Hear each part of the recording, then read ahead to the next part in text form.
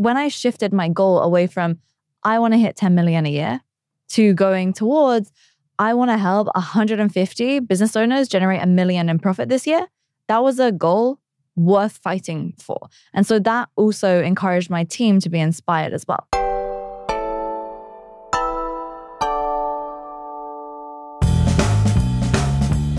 Hello and welcome to Confessions of a B2B Marketer. Now this is a very special episode. We actually have a co-host, I think for the first time ever. So myself and Lara Acosta, who is a previous guest on the show, the personal branding queen, interview Lauren Tickner, who is an awesome entrepreneur and awesome marketer. Very young, very established in business. And so we try to dig into the story, how she's managed to grow the company this size at this level of age. Incredible discussion. Now, we actually do have a nicer video version. This was recorded in video. So if you're listening to the audio, there'll be a link to the YouTube video in the show notes below. So I'd highly recommend going and check it out there. And of course, we have to give a shout out to Fame for producing both the audio and video here. So thank you for that. If you want a podcast like this, go to fame.so, request a proposal, tell them Tom sent you, and I'll make sure we look after you during that process. So let's jump into this episode with Lauren and Lara now. Lauren and Lara, welcome to the show. Hi. How do you guys know each other? She was my fan. Really? I was. That's what you told me. Big fan. Love your work. How long ago was that? 7 years ago, 8? Maybe even More. 8 or 9. Yeah. So Lauren was a big time influencer, one of the first Gymshark influencers, I must say. And I just followed the vibe. I was just getting into fitness. And then Lauren was just like killing it on Instagram with all the big names like Grace Beverly and stuff. And I was just like a fan. And then Lauren just went and did great things after. And then I met her for the first time at an expo event where I was fangirling. I queued up to take a photo with her. How long iconic. was that? Like 3? Was that? 6 years. Okay. Yeah, Yeah. 2018 around then. We look so different as well. Yeah. Actual babies. And now we're here. Yeah, but there's another part of the story, wasn't there? Yeah. So then Lauren went and did entrepreneurship. Like she started becoming a businesswoman. She had her leggings thing. We'll get into that a little bit later if you want. And then Lauren went and started her own business. And then I was like, wow. And then I started growing my own social media on LinkedIn. And then Lauren found me. At some point, I think I had around 20, 40K.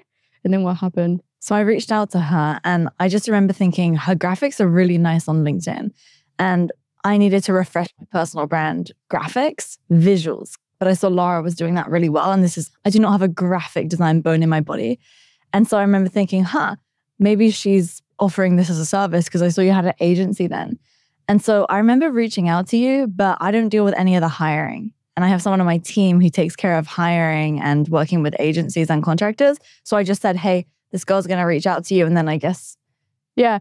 So Lauren was like, you already know Lara, yeah, because she DM'd me on Instagram because we already had a story where I was like, love you, Lauren, adding her on my Instagram stories. And she was like already familiar with me. So she was like, hey, I see that you're like, you follow me, you've been following me for a while. I think you would be a really good fit to come work with us. We're looking for a social media person.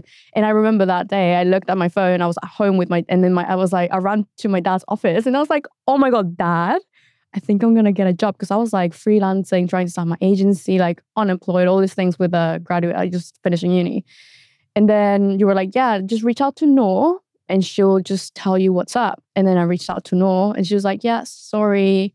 We only take people from Inside or Impact School, which was Lauren's business. And then it was a blessing in disguise because then I went and built a personal brand and now obviously we're collaborating in different ways. Nice. I saw the picture on LinkedIn yesterday of you talking at your event, I believe. Yeah. And that's why you're here in London. No, I was in London anyway, but we just decided while we were here, let's throw an event because we run events for our clients. We're trying to do them every 4 months, private clients, but we just use it as an opportunity because the venue said, hey, we have a room for 30 or room for 100. So like, okay, if it's a room for 100, then I guess we better fill the room. Nice. And for all this stuff we're going to get to, I want to rewind to the start of your career, which started in asset management, I believe. So 10 years ago, actually more than 10 years ago now, I started an Instagram fitness account because I had lost a ton of weight, but I'd done it in a really unhealthy way because I Googled one day, how do you lose weight? Because this was back before fitness influencers. This was back before there was really good advice. And it was mainly just articles from like Cosmopolitan or Women's Health. And it was just very much diet culture. And so I was burning more calories than I was consuming every day, not realizing that the body burns calories at rest. So I was literally eating 500 calories a day and going on the cross trainer burning 600-700 because I thought that was a calorie deficit, eating 100 or 200 calories a day. It was terrible. It was really, really bad. So I lost a ton of weight, obviously. And then I became really unhealthy because I was super skinny. And I found on Instagram, there was this community of women who were actually trying to be healthy and get into really good shape while loving their body. And I really fell in love with it. But I started following it, and some of my friends would say, oh yeah, I saw you following those Instagram accounts. Because do you remember back in the day, you could see other people's activity on Instagram? What is this? In 2014, you could see what everybody was doing. There was this different tab. They don't have that now. And so I made another Instagram account because I wanted to engage with these women who were trying to achieve the same goals as me. But back then I wasn't secure enough in my own goals to just be like, I don't care what you guys think of me. I'm doing this anyway. So I started this private fitness Instagram. And then at the same time, that was my final year of high school, senior school, sixth form, whatever you call it here in the UK. And I was doing my A-levels, trying to get into uni. And then at the same time, I had the goal of going and working for a year in asset management. So I was doing it all at the same time. So I did 8 months in asset management. I quit before the full year was up because all I was doing was this totally monotonous, boring, clicking buttons, spreadsheets, and it just wasn't me. And I realized I'm 100% unemployable. I need to find a way to create my own business. So I'd already got into Boss. And you must have been 18. I was 18, yeah. I was the youngest person that they'd ever employed. It is quite like, even at that age, seems like you're doing loads of stuff, like super ambitious. Yeah. Like why that was? Yeah, so my younger brother has epilepsy and he is in a wheelchair. I literally saw someone have their freedom stripped from them at birth. And I don't know why, but ever since I was really young, I wanted to make the most out of my life because I saw that he couldn't. And I also saw that my parents, they were not able to enjoy their life anymore either because they were spending so much time taking care of him. And so in some ways, I felt like I need to make the most of everything that I'm doing because he can't. And I need to essentially live his life for him. And then over time, I just genuinely fell in love with it. And so now I don't think that drives me as much as it used to, honestly. But in the beginning, it for sure did. Whereas now, I just couldn't live any other way. I love what I do. And the freedom that comes along with it, being able to genuinely make a lot of money, change a lot of people's lives, and do whatever I want to do whenever I want to do it, that's just unbeatable to me. So we got up to the point where we have just we left asset management to go to Bath Uni. Yeah. But then you also didn't, it was like 8 months at Bath Uni. No, it was a year and a half. Oh, okay, nice. Yeah. So longer than that, asset management. Yeah. So you realized you can be employed, and then you also realized that you didn't want to study. While I was at uni, I already had my fitness business. Got it. Okay. So that before the asset management. That was yeah. The Instagram. Even up until like 4 years ago, I didn't see it as a business. Even though I had a lot of employees and team members, I just saw it as something that I was doing. I never really saw it directly as a business. It was just because it all happened organically. I never created a business plan. I never thought I'm going to do this and then I'm going to do that and then I'm going to get into this market and that market. Through social media, through building a personal brand, it just happened naturally and it happened organically. And I think that has its pros and its cons because, of course, it meant that I was always the one driving the ship. But at the same time, it meant that I could pivot and change as and when I wanted to. So there was no intentionality behind it. So even when I look back, it kind of all feels like it happened all at the same time, honestly. But that's purely because what I was doing is I was following the things that were interesting to me at that moment. And I realized just because I'm interested in it, that means that other people will be interested in it too. And then I launched products, programs, coaching, agency services around those things. And it was Instagram was the first platform that you invested in. Yeah. This is like 10 years ago though. Yeah. So it feels like so long ago now. Instagram and then YouTube as well. At the same time as the Instagram thing. Yeah. You were doing blogs with your dad and fitness stuff. Yeah, but that was about 5 years later or 4 years later. Got it. After I started. And it was at this time that you were like the Gymshark ambassador as well. Gymshark happened 4 years, probably after I started. Got it. Yeah. It was 3 posts a day, every single day, 7 days a week. I did not miss a single day for 6 years straight. No. So I only started making money from it 3 years in. 3 years of posting 3 times a day. Every day. without fail, Nice. religiously. What made you want to do that so strictly? What was that? Was it like someone told you to post 3 times a day? Or Man, it's so long ago. It's really hard for me to answer because Yeah. I can't remember because it was so long ago. I just loved it. I thought like it was your first year and you went straight into Gymshark. I didn't Oh, no, realize no, it no. was 4 years. Yeah. Straight. Yeah. I started at age 17. Right. And I was doing it with nobody, not a single one of my friends, nobody knew. My parents didn't even know. They would see me making these like protein things in their kitchen as a kid.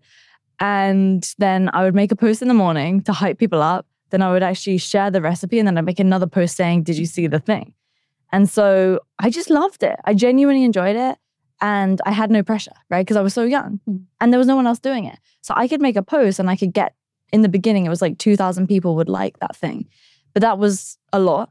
And then obviously a few years later, it would be like on average, 10,000 people like a post on Instagram. And that for me was average. That wasn't good. That was average. Whereas now it just doesn't work like that anymore.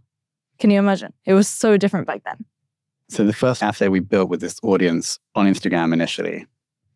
And then the first time you were able to monetize that, was that through essentially sponsors, people paying you to advertise to the audience? So this one company sent me an email saying, hey, we'll pay you £350 if you show yourself making this delivery box of this healthy food. And I just couldn't believe it. And that was when I finally told my parents what I was doing. And my dad was like, are you sure that's legal? Because this is what? This must have been now 7 years ago, before this was even a concept, before people were doing this. This was like before influencer marketing was even a terminology. And how many followers did you have then, do you reckon? Like 10,000 or? 25,000? Got it. But 25,000 followers 7 years ago is like 500,000 followers now. Oh, really? It's really different now because I have tons of clients who have 1 million plus followers and they're making 5-6 grand a month. Back then, if you had that many followers just from brand deals alone, you'd be making 500,000 a month. Yeah. What are your thoughts if someone's like watching this and they want to start on a social platform? Do you think Instagram is the one? Question for both of you. It just depends what you're trying to do, I think. Who's your audience? Who's your avatar? Because the question then becomes, who do you want to be a hero to?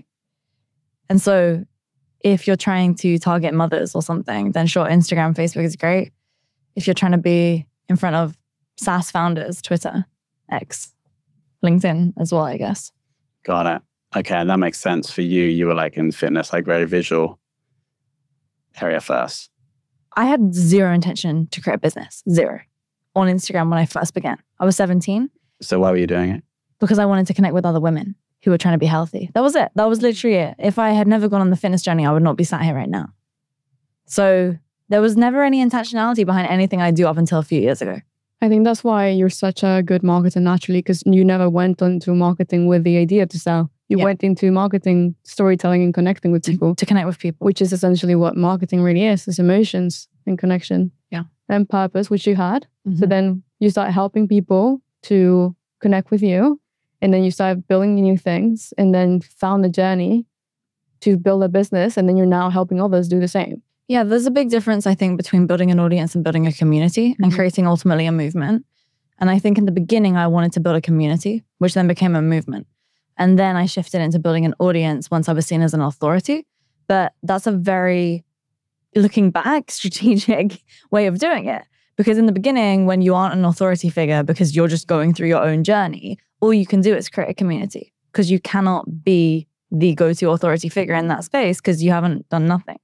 Whereas over time, I realized, wow, there's a lot of amazing people here. How can I move them towards the common outcome, which is going to be better for everybody and allow them to actually get what they're here for? So that's when I created this movement, which was all about helping women become strong, both physically and mentally. That was years. This is years ago. I'm talking now. Like I'm not even in fitness at all anymore, but it's part of just my everyday routine, right? And then finally after that, there were so many people who were embarking on this movement that they saw me as an authority figure and they wanted to get help and support from me, which is where I became very, very successful with selling ebooks and selling coaching packages and ultimately then moving into helping other people do the same thing. Yeah. So I want to talk about the switch that happened from fitness to business. And so how many years ago was that? Between 5 and 6 years ago. And why? So there was this year where a lot of the companies that were sponsoring fitness influencers, they stopped paying as much as they used to, because this was the rise of the Love Island times, where there was a lot of people who were growing these massive audiences very, very quickly and becoming more like mainstream celebrity influencers, as whatever you want to call it. And so big brands would start sponsoring those guys instead. And what was interesting was that because they were putting their budgets towards those bigger influencers, they took it away from the micro influencers. And as a marketer now, looking back, that was a very, very poor move on their part, because I know, and I'm sure you guys know, that a lot of times those guys cannot sell anything. But the brand recognition, the brand identity, it just depends on the strategy of the company, I guess. When it all came down to it, I remember I was in LA and one of my friends, she had a really, really big audience, and she had planned this whole itinerary for us to go and do all these activities. And I was there on my laptop. Okay, well, I have all these clients that I need to actually be able to serve.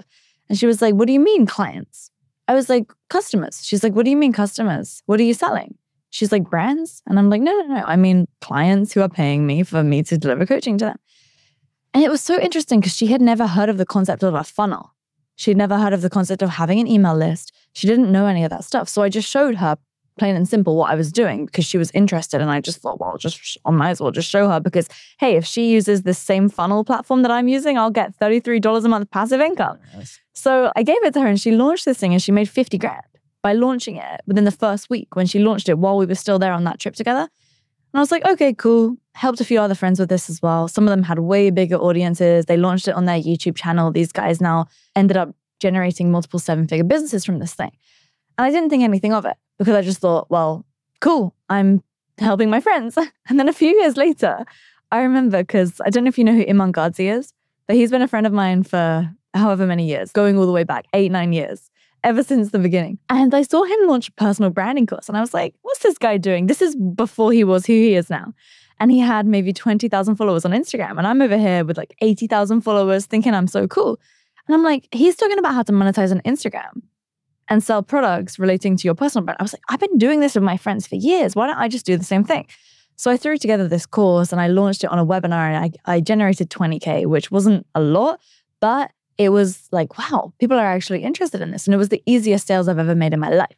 And so that must have been 5 or 6 years ago. And then ever since that occasion, I then ramped that up. And then I tried a few different things. I had an online fitness business, coaching business. And then I realized, you know what, at the end of the day, all of this is ultimately the same thing, but it's under my personal brand. And so then now in the last year with Scale Systems, we're really just focusing on building a company brand, not everything just under my personal brand. And then that's essentially where we are now over 5 years later. Got it. So actually, I want to talk about the business today a bit later on. We'll say that for later. So wait, how did you know how to build a funnel when everybody else was just like an influencer and relying on sponsored deals? How did you find out about that thing? Because it wasn't through university, because at that time you're still university. Yeah, not from uni. Definitely not. Yeah. So I remember I was on the train going to this job in asset management when I was 18. And I heard this podcast about how to get online fitness coaching clients. And I'd never thought about doing online fitness coaching other than I saw Rob Lipsett doing it. And I clocked in my head, well, Rob does that. And I see him tell people to apply to work with him on his Instagram. And these guys are talking about how to get online fitness coaching clients. Yeah. And they said, the email list is the number one most important thing. So what I always do when I hear a new concept or a person that I like what they're all about, I take that concept or I take that name and I type it into the podcast app, even since back then. And so I just type email list. And I found all these marketing podcasts like Smart Passive Income by Pat Flynn, Amy Porterfield, and all these people who kind of OGs in this space. John Lee Dumas, all these guys who I then ended up interviewing them all from my own podcast like a year later. And so I just thought I can learn from them like that. And then I was so lucky because some guys who run these 10-figure fitness businesses, they invited me out to their mastermind in America.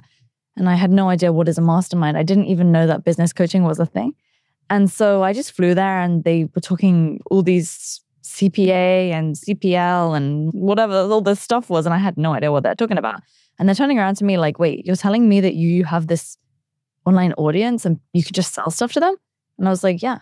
Because this was before social media marketing, what it is now. was what it was. And so I think I just didn't really realize how lucky I was to get into doing all of that, right, at the time that I did. I want to try and break this down. So it seems like what you've done really well over the past decade is first build the audience, initially in fitness, and then now like in business, personal brand.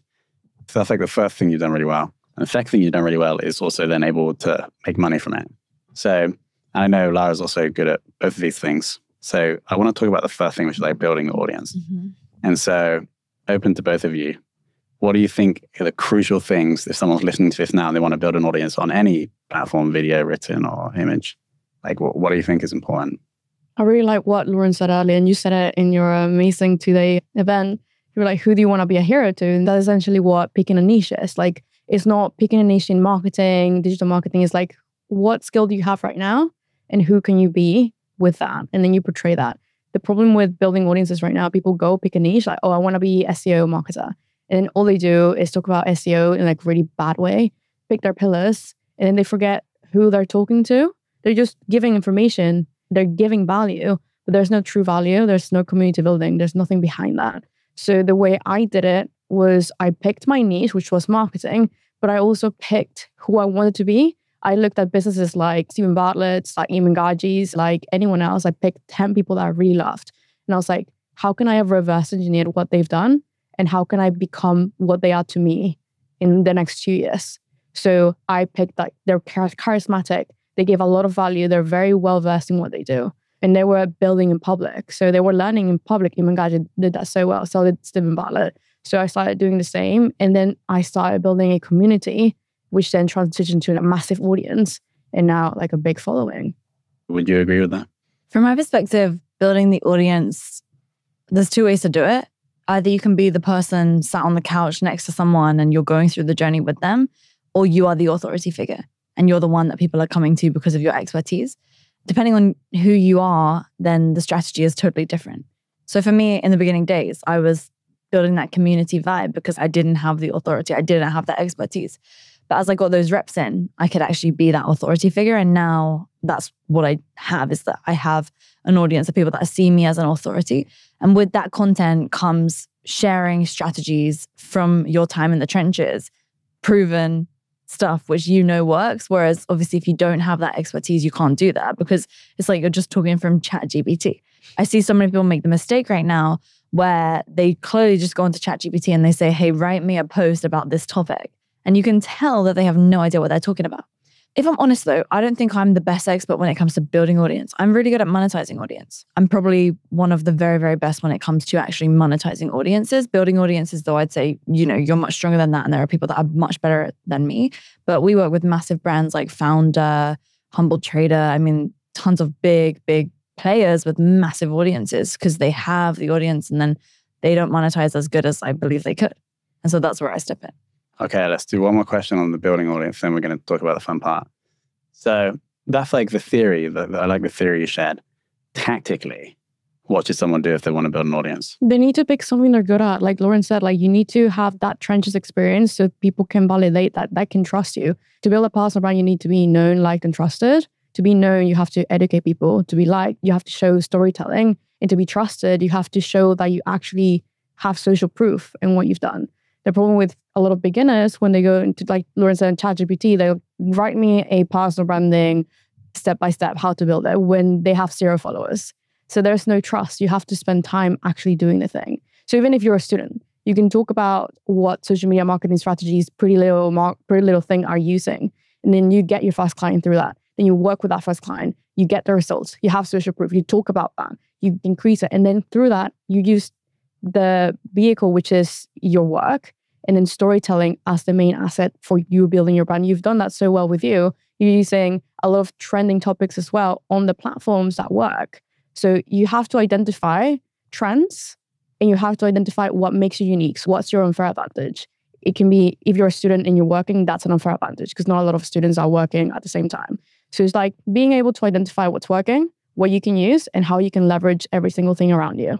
And then on my side, so the clients that I see into the most, who we typically are working with, is either they have an audience and they want to monetize it better, or they're a legit expert in what they do and they really don't have an audience. And so an example would be someone who has 5 healthcare clinics and now they want to have a certification online. And so they need to be able to generate more leads online.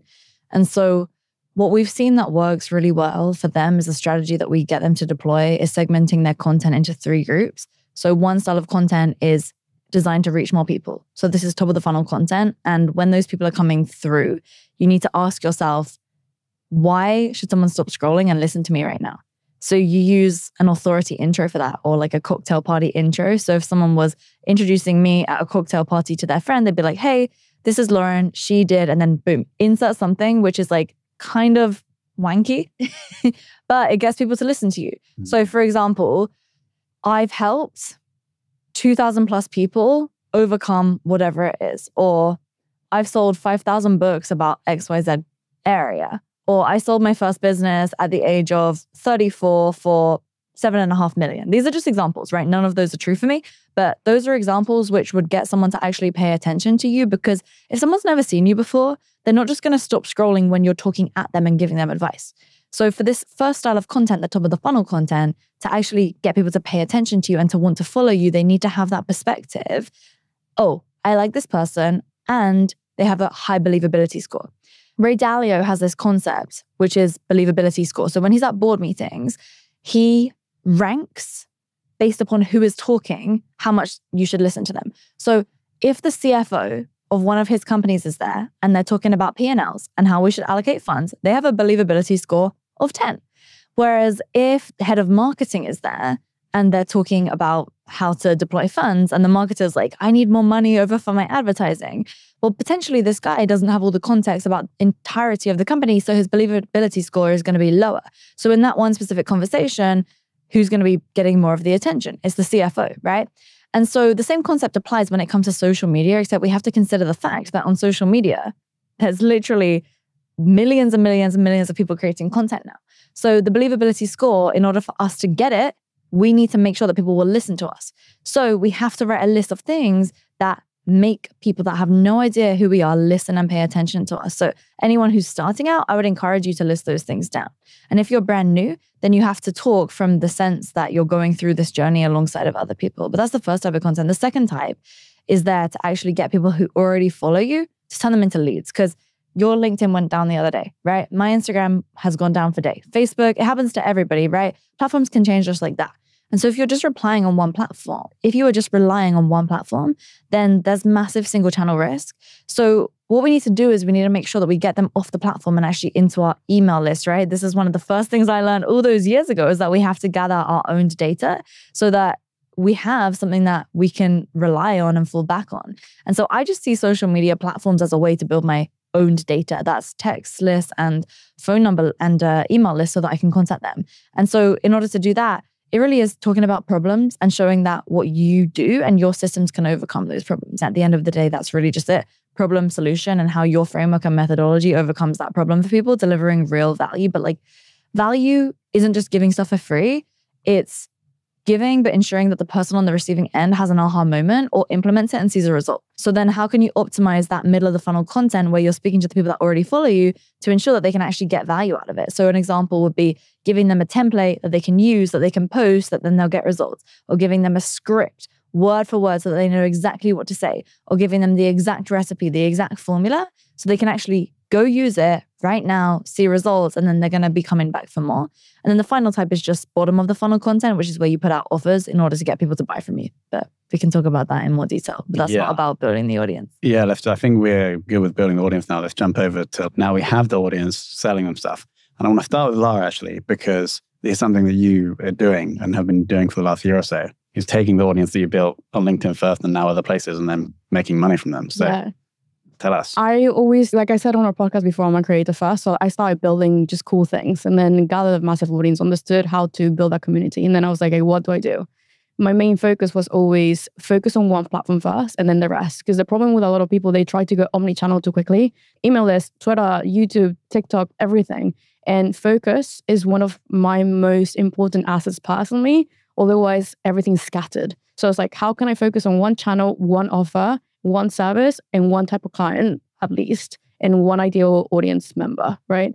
Then I built that. I got up to 40, 50K. gone to Twitter. Okay, now same thing. Grown that to 10K, then grow an email list. Amazing, which saved my life now. And then now that I have validated content that's worked, not on one platform, but on 2 platforms, and then also retained and gathered an audience for like my newsletter, I've converted everything onto YouTube scripts, which are highly entertaining and engaging. And they're also proven because of my LinkedIn content. And this works incredibly well. And now I built all this trust, which actually I took 1 page of Lauren's booklet. And for my second ever cohort launch, I did something different that none of the people in my industry were doing. And that was webinars. Lauren is a webinar addict. Oh, really? And then she inducted me into the webinar addiction cult. I started off with LinkedIn Lives. The thing is with LinkedIn, no one has any personality. It's all text. No one can see people. There's no emotion.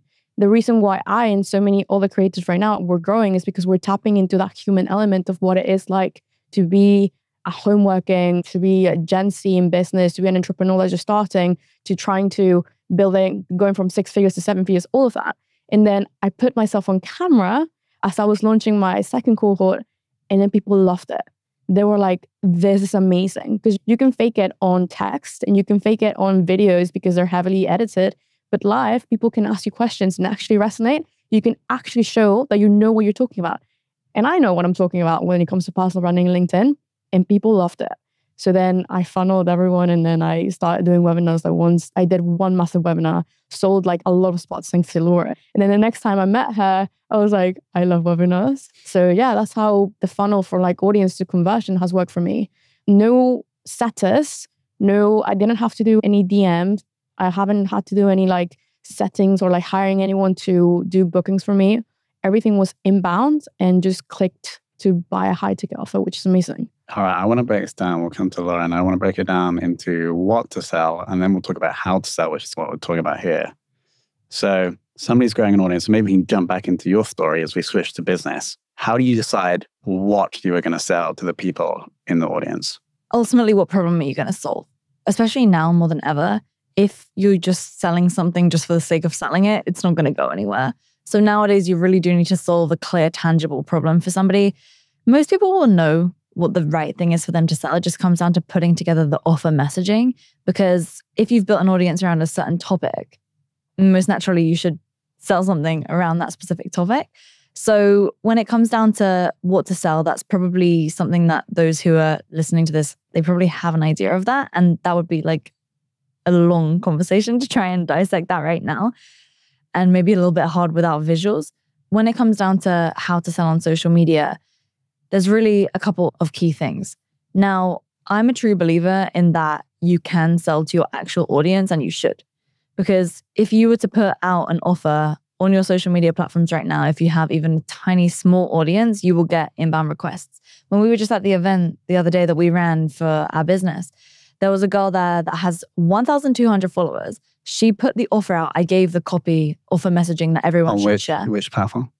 On Instagram. She has just one, like it's her friends mainly. And she got 20 sales calls booked within 24 hours. Conversion. Just from, that's really good, right? Just with one template that we essentially gave out. And there was another woman there who she sent it to her email list. Did you meet her? Her name is Sue, the book publishing woman. Yeah. She has an email list of a really, really small email list. She herself got 24. Okay. So anyway, the reason I share that is because if you just put it out to the audience that you have right now, most people think I have to build this massive audience and only then can I start selling. But at the end of the day, how do you know if you're building the right audience if you don't sell along the way? You don't know. So the point is that when it comes down to selling, if you try and sell something that's different to the audience that you've built, you're going to have a very, very hard time. Now, my belief is just let's keep it really, really simple and let's follow a content cadence across social media. Unlike Lara, I don't follow the strategy that you have to just have one audience on one platform. I actually believe that the asset is the content.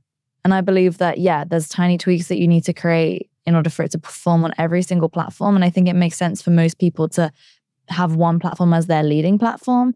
But a good piece of short form content is going to be a good piece of short form content on any platform. And so I've seen this for myself across the board where I'll post a reel on Instagram and then I post it on Facebook and then I'll post it on LinkedIn and then I'll post it on Twitter and then I'll type out what I said in the reel and send it to the email list. and it performs well everywhere because it's a good piece of copy. So the asset is the copy, aka what the script says or what the written content says. Now, when it comes to selling, I truly believe that A, you need to build your own audience, which is your own data. So putting out free stuff in order to generate people inbound towards you to opt into a free thing. What I've done, and I'd say I've done this pretty well, is having a few different webinars which are automated, which when somebody opts in, name, email, phone number, after they opt in, you don't take them straight to the free thing. You take them to a page. We run a sales call booking process, but it could also work if you're selling a different product. Instead of giving them the webinar right then and there, you give them, hey, book a call with us. It's just so simple, one small tweak, but you have a calendar right then and there. And then what ends up happening is they get emailed the free training 20 minutes later. So it gives them time to watch the, hey, book a call thing and actually schedule the call. Now, the reason you opted in the other day, the reason you didn't get it is because you've opted out for my email list. That's why you didn't get it. Oh. Yeah.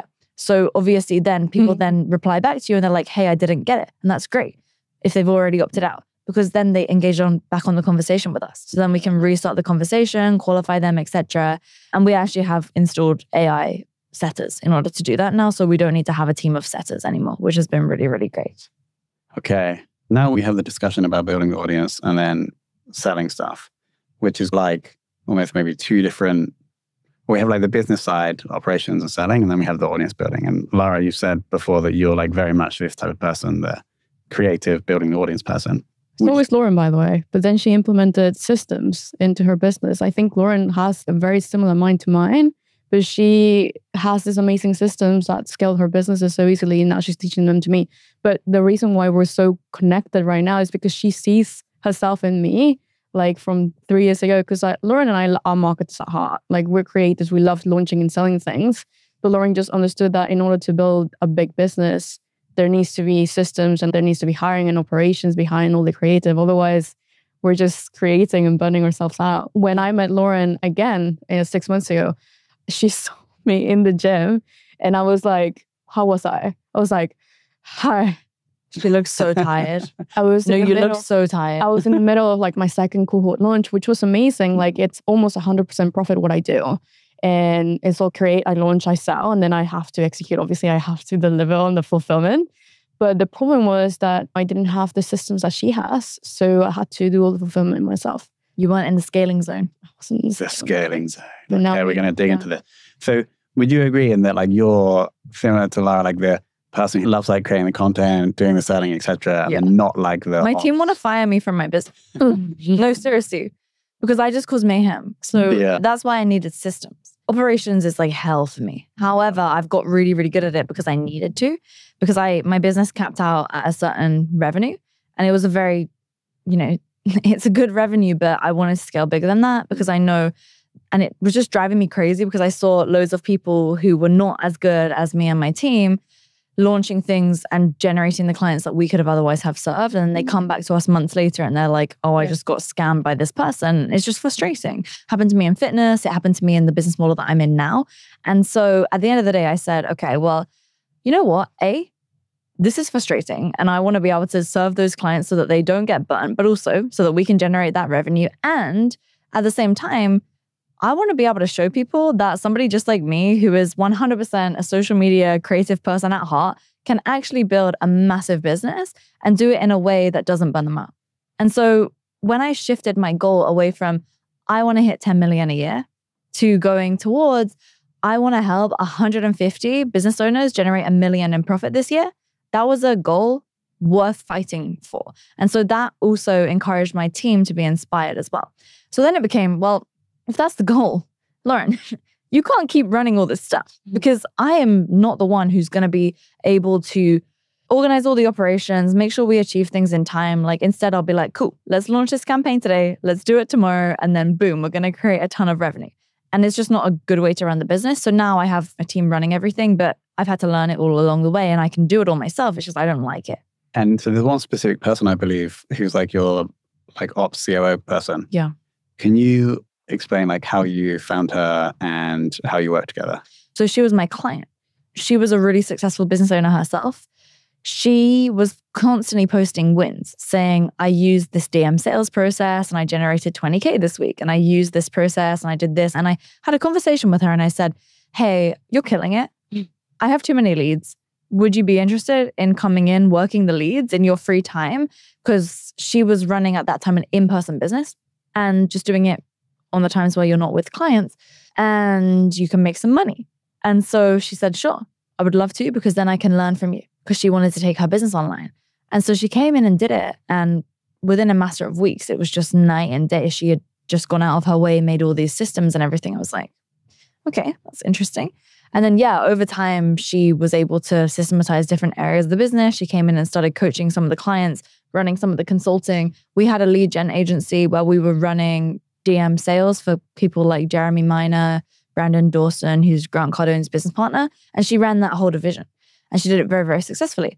And then I said to her, hey, would you be opposed to considering no longer running your business and coming in and partnering with me? And she said, yeah. And then it's been great ever since then. Obviously, highs, lows, challenging. We've done a lot. And I was definitely lucky that she was willing to actually sacrifice her business to come in and do this, but she saw where we were going. And I told her, look, we are going to get this business to 10 million a year and you'll be benefiting on the upside of that. And so the comp scheme is aligned with her goals, but at the same time, the lifestyle is aligned with everything that she wants to do. Because of course, there are a lot of benefits to not running your own business. And great talent sees that. And then if I'm the one that's taking on the risk as like the one that's running the business, she gets to just focus on the things that she likes, which is systematizing, hiring great talent, and then leveraging the brand that I've built over the years in my zone of genius, which is marketing. Yeah, there's so much wisdom in that.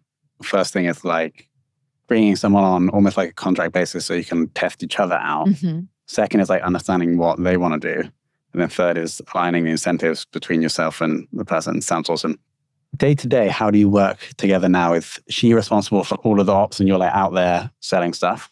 Yeah, so it changes every quarter. We run the business on a quarterly planning cadence because when a company is a fast growing company, if you're doing like 5-year planning, what's going to be happening in 5 years from now? It's more or less impossible to align that until you get to a certain size. When you're a big company, which I think is defined as more than 50 million a year, I believe, then you can think in more long-term horizons. However, it's fast growing at the moment. And so every quarter we sit down and we plan out what do we want to accomplish over the next quarter. And so what I do is I look at sales, I look at clients and the way that we serve clients. I look at the level of attention that we're getting. The scale system. The scale system, yeah. The number of leads that we have, that's good research. And then the overall economics of the business. So how profitable are we?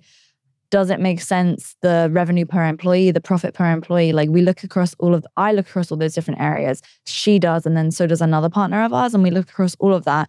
And then based upon that, we decide, okay, if we were to improve one of these areas of the business right now, which area would significantly improve the entire business as a whole? So right now for us, it's sales. At this exact moment, we have attention dialed in. We have a ton of leads. Our economics is in check. The way we serve clients is awesome. However, we're not happy with the level of sales in which we're generating from the leads that we have. So this quarter has been all about fixing that sales process. So at the moment, she's running sales. At the moment, I'm coaching sales. And then the other partner is running the client success side of things. And so we really just run on what's the constraint in the business. It's a theory of constraint ultimately.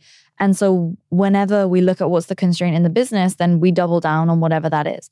And so actually we've just hired a new operations manager who's going to run operations so that she can elevate and then be more in that strategic coaching mindset, just like I'm in all the time. Because at the end of the day, you can hire a pretty good operations manager on a less strategic level who can just run the day-to-day. And then you can have someone who's like your business partner supporting you on the more strategic stuff, which is what I've just found that we weren't able to like fully utilize her skills and her talent in an operations role when you're simply just running day-to-day. So instead, if she's looking at P&Ls, if she's looking at where's the constraint in the business and how can we bring on good talent to fix that, then that's ultimately a better skill set. So we really do just focus on what is the constraint. Let's fix that constraint. And then it's methodical now. What's the constraint in your business at the moment? Wait, one of the things that I really liked about you was like when Lauren has a problem in her business, she goes in the trenches again and fixes it. You had a problem with your sales calls, I think. What was it? We just hired 4 new salespeople and they just weren't closing how I wanted them to, you know? And she just went in and fixed it. And then she went in the trenches, just stayed there, I don't know, 1 week, like fixing it. Yeah, that was tiring. She was like training, like reviewing calls. She was just, I remember. I was doing the calls, I was reviewing them. I reviewed every single call. And then 3 times speed. I think that is a big lesson for even me and all business owners, that you can't always be away from the business. You have to go back in and fix it. Because then Lauren knew exactly what to do, how to train people, and then how to execute, and then leave. Yeah. And so we were then able to realize that 2 of those guys were never going to ramp up to where they needed to. They just weren't sticking to script, even though we would tell them stick to script, and they just wouldn't, again and again and again and again. So we had to let them go, because sales at the end of the day is a performance game. 2 of them, though, now they're killing it. They're closing 45%. How quickly did you realize that you had to fix it, though, between the sales calls not converting and you actually going in and fixing it? What was the time? 3 hours. I think it's all about consistent action, right? If it was something else, I may have left it longer. But when it became aware to me that there was a problem, I knew immediately what to do. Because I've seen that before, right? It's not something where I can wait on that. There's people who are speaking to us about becoming our client. Why would I leave it any longer? There's no reason for me to. And I had a decision in that moment. I said, I can either wait until Noor gets back from holiday. She was going away for 8 days. And I can have a chat to her then, or I can just do it. And so I just decided I need to just execute and I need to fix this. I literally fixed it in a week. But as a business owner, we can do that. Most of the time, if you have this intuitive hit that something isn't right and you know what to do, then there's no reason to wait. But that can only happen, I believe, if you strategically do the quarterly, monthly, weekly planning.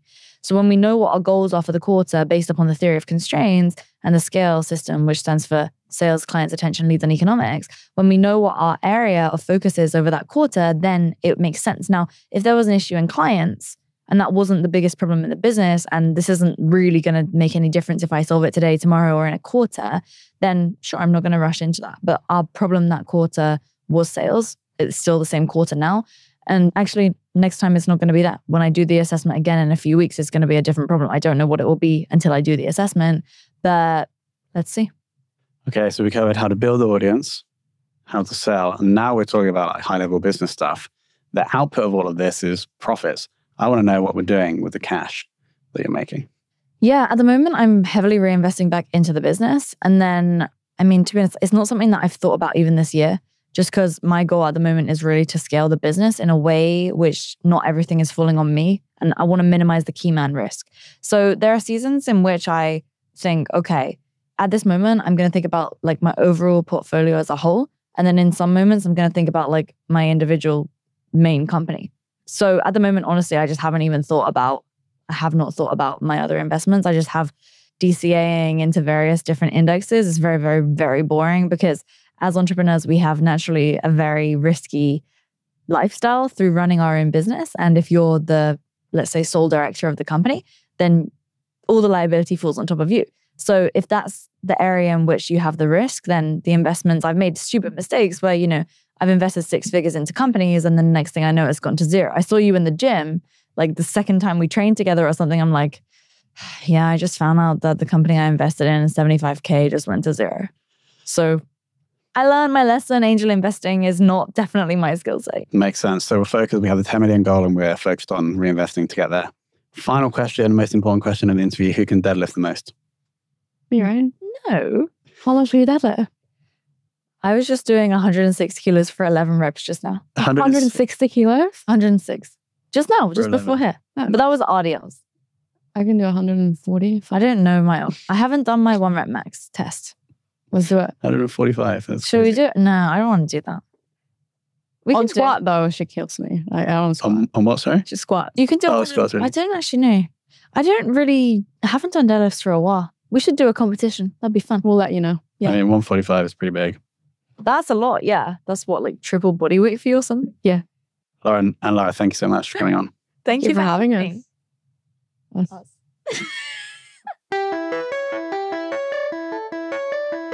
Okay, what do we think, people? If you went over, listen to YouTube, let me know, comment on YouTube, drop me an email, ping me on LinkedIn or Twitter, and I will endeavor to do more of these. Obviously, we need the person to be ideally in London, but we can do that for sure. And also, if you like the co-host style, then also let me know, and we can bring on more co-hosts. But I really enjoyed that discussion. Great to meet people in person. and very impressed by both Lara and Laura. So shout out to them. All their links will be in the show notes below. Shout out to Fame for producing this episode. And of course, thanks to you for listening.